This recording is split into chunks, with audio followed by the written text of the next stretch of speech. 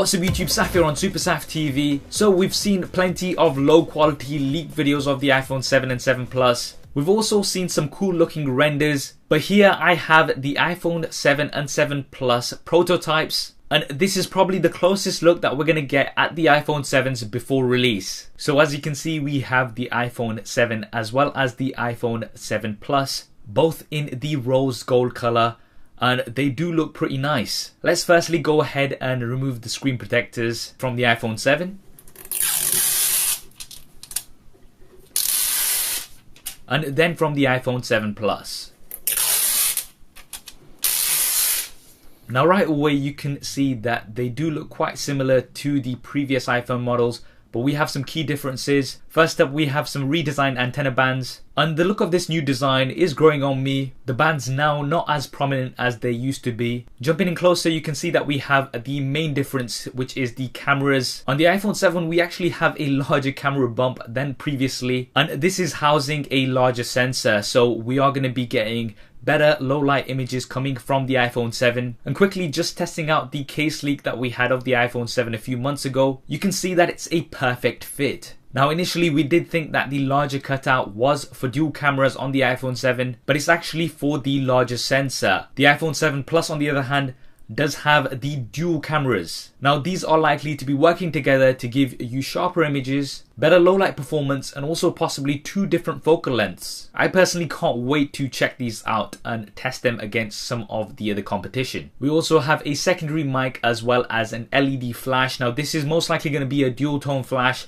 On these prototypes, it looks like it's just a single. We then have the recognizable shiny Apple logos. On the bottom side of the back, we have the iPhone logos as well as some information. These are most likely going to be a little bit different on the final release models. What's also interesting is that these prototypes do not have the 3-pin connectors that we've seen on certain leaks on the iPhone 7 Plus. And realistically speaking, it is looking like this year we are not going to see that 3-pin connector. This may be something that we see next year. Flipping over onto the front, you can see that they look very similar to what we've got with the iPhone 6 and 6S. 4.7 inches for the iPhone 7 and 5.5 inches for the iPhone 7 Plus. No change here really. Resolution is likely to remain the same, and we are also likely to have 3D touch as we've had before. Up top are your earpieces as well as the 5 megapixel front facing cameras, which are also going to be slightly improved, so giving better low light performance. Now on the bottom side of the front we have the Touch ID sensors.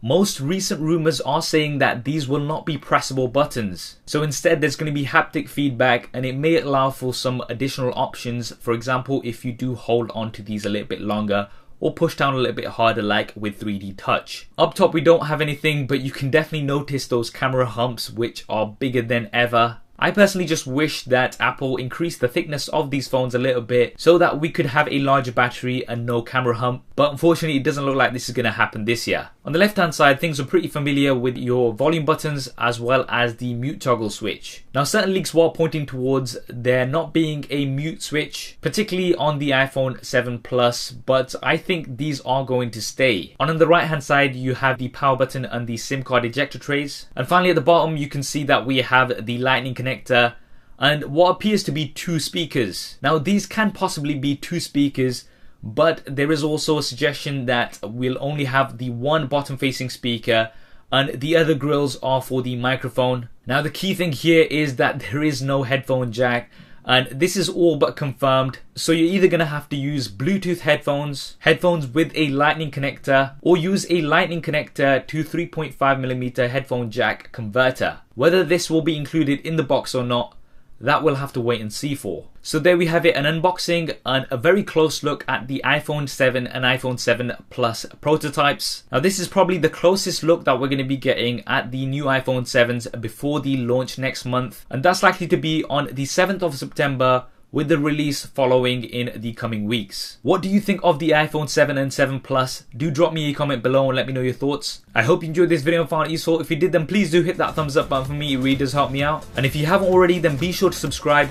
I'm going to be having lots of iPhone 7 and iPhone 7 Plus coverage as soon as they're released. Thanks for watching. This is Saf on Super Saf TV, and I'll see you next time.